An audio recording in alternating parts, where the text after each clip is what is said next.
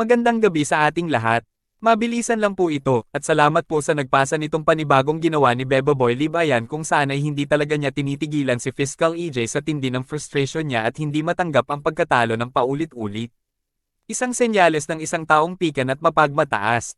Pero alam kong marami na magre-react tungkol sa mga unethical tirades niya against Fiscal EJ, so eto po ang ating ambag. Bago yan, pakinggan natin si Beboboy Libayan. Saan yung demand letter nila? Update nyo kami doon kung nakapagpadala sila ng demand letter, ha? Update nyo kami. Good luck! Thank you po. Thank you, maraming salamat po sa Tulfo po sa pagtulong. Sige! Good luck sa inyo! Ang lakas namang maghamon, makakalimutin na nga yata talaga itong si Beboboy. Good news! May nag-reach out nga, at Sandali lang, ipaalala natin kay Beboboy at sa mga scholars niya na sinabi niya yang noon pang September 19, 2023. 4 na buwan na ang nakakaraan.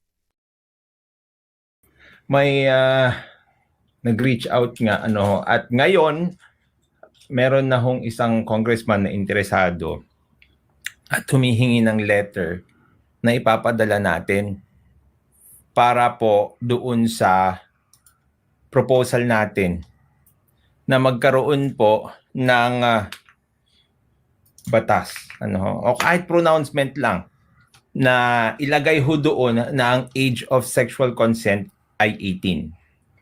Okay, so ito po ay isang letter kung saan ipapaliwanag natin yung urgency ng gantong klaseng batas. Alam niyo mga kabatas natin, the reason why I went to this debate, head on. Kahit mahirap, Kasi nga we need change. Parang si Goku, parang si Fernando Po Jr. 'Di ba? Nabubugbog naman yan sa umpisa eh. Ayun, mabuti pa pala talaga sila Goku at FPJ sa umpisa lang nabubugbog, pero bakit ikaw Libayan hanggang ngayon bogbog sarado pa rin? Alam mo kung anong pinagkaiba nun? Sina Goku at FPJ nabubugbog sa umpisa pero happy ending kasi sila ang bida. Ikaw Libayan, hindi ka kasi bida kundi pan-angulo. Bogbog sa umpisa, bogbog sa kalagitnaan, after 4 months bogbog sarado pa rin. Ano kaya pa ba? Saan kaya ang ending nito? Nagpapabugbog sa umpisa para magandang storya. Yun pag pelikula. Pero dito mga kabatas natin, the passion that we have right now would be different if I won the debate. O di ba, tila ba ipinagpapasalamat pa niya ang pagkakatalo niya? Ang naratibong ito ay nagpapahiwatig ng desperation kung saan tulad ng kanyang paghahambing sa kanyang sarili kina Goku at FPJ na nagpapabugbog sa umpisa at nagkakamit ng tagumpay pagkatapos. Kinailangan niya ang naratibong ito upang maging fit sa kwento nang sa ganon ay hindi maging negatibo ang dating ng kanyang pagkatalo. Kaya para sa kanila ay panalo pa rin sila, batay lamang sa paniniwala nila.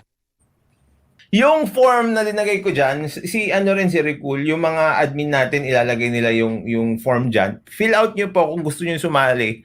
Ano ba yung purpose niyan? Yan po yung magdadraft tayo ng letter. Ilalagay ho natin lahat ng pangalan nyo doon bilang mga taong sumulat. We will try our best to... May isa na tayong pagbibigyan. If that doesn't work out, may mga nag-i-email naman sa akin na they will help. Ito ang gusto kong iparating sa inyo ngayon mga kabatas natin. Yung pagkatalo ko doon, actually it worked in our favor. It worked on their favor daw talaga.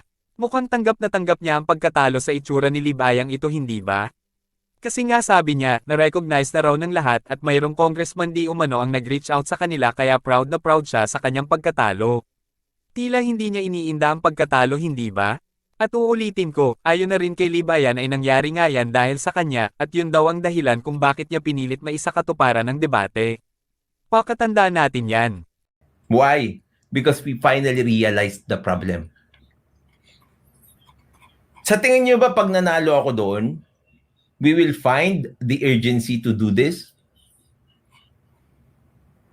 Sa tingin niyo ba pag nanalo ako doon, makikiramay yung maraming tao na nanood doon na pare-pareho ang pinaglalaban? The fire will not be the same. Di ba? It was meant to be. Tapos, while the fire is burning, let's do it. And I'm drafting the letter already. I'm drafting it as good as I can. You will see the letter soon. Muli, September 19, 2023 mo sinabi yan Libayan. Dumaan araw ng patay, Bonifacio Day, nagpasko, bagong taon, piyesta ng tondo, mag-Valentine's na, ano na. Kailan pa yung soon mo? 4 na buwan na, hindi mo na tinantanan si Fiscal EJ dahil biglang hindi mo naman tanggap na natalo ka at nagsinungaling ka. Oo, Libayan, sinungaling ka. Sinabi na nga ni Master Melo, nagtatrabaho ako sa gobyerno at magagawan ko ng paraan matunton kung totoo mga sinasabi mo. Sinungaling ka at ginamit mo pa ang Kongreso para paniwalain ng mga tao tungkol sa peke mong advokasya. Kung totoo ang sinasabi mo, nasa na ngayon? Urgent di ba? Bakit hanggang ngayon wala pa rin? Ang urgent ba sa inyo ganito? Umabot na ng 4 na buwan? O ganun ka talaga ka-incompetent na hanggang ngayon di mo pa rin natapos ang letter? Championing the children, o championing your bank account. Ginamit mo pa mga batang walang malay para makakuha ng simpatsya sa peking advocacy mo. Alam mo ba kung kanino galing itong text messages na ito Libayan? Kinontak lang naman namin yung taga-Congress at itong nag-inform sa akin ay Chief of Staff. Alam mo ba ang nakakatuwa pa, nagkasama pa pala kami sa isang convention kaya marami rin kami na pagkwentuhan.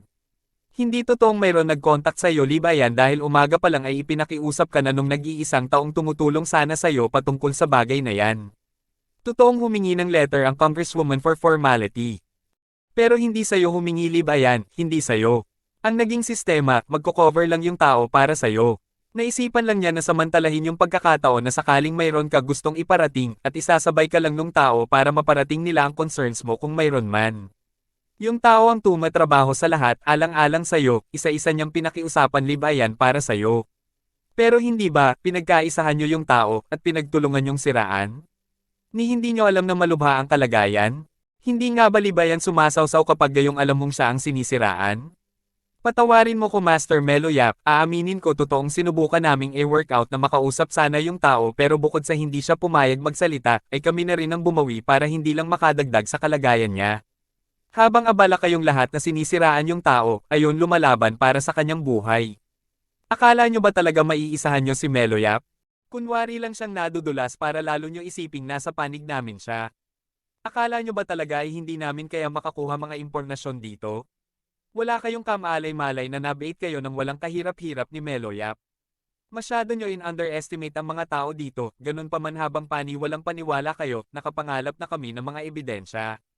At mismong mga congressman ang kumukumbinsi sa kanyang magkaso sa inyo, lahat kayong mga nanira. Ang saya main era ng ibang tao ano Libayan? Gusto mo bang malaman kung ano pa ang tingin sa'yo ng iba pang mga abogado at kung ano ang tingin sa'yo ng mga mambabatas?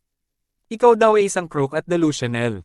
Sa palagay mo Libayan, pwede kaya maging ground for disbarment yung pagdedeclare mo na pinagsigawan mo pa ang tungkol sa congressman na kumontak sa inyo kahit hindi naman totoo? Intensyon mong ay mislead ang mga tao para magmukha kang bayani sa mga paningin nila. Pero alam mo bang ano ako yun nung taong sinisiraan nyo? Marami pa kaming napag-usapan Libayan kaya dahan-dahan lang. Ingat-ingat din sa mga paninira, piliin mo rin ang mga pinakikinggan mo.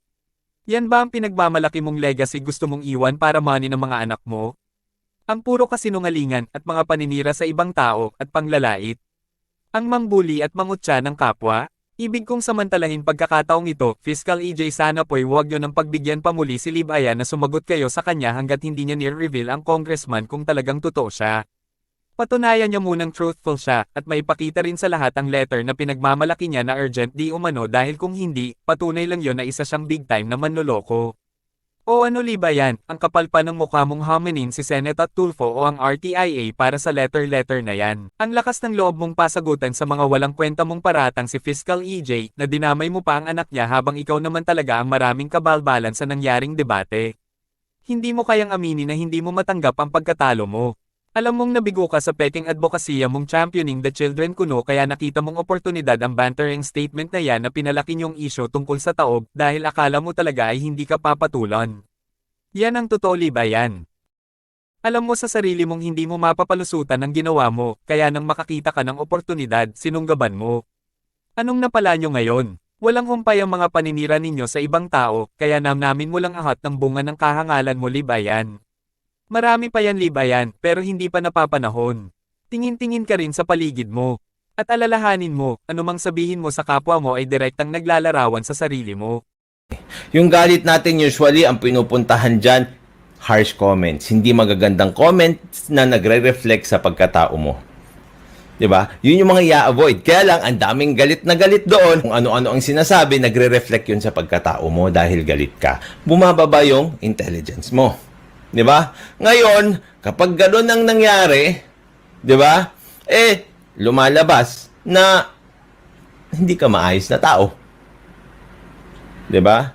Lumalabas na yung emosyon mo ino-overtake yung pagiging matalino mong tao. Pero let's not be the person we hate. Huwag tayong maging yung tao na kinasusuklaman natin. Kasi itong mga taong ito, yung mga nasa isip nyo ng mga tao na galit kayo, nagiging pareho lang kayo. 'Di ba? You are becoming the person you hate. Nagiging ikaw yung tao na kinasusuklaman mo.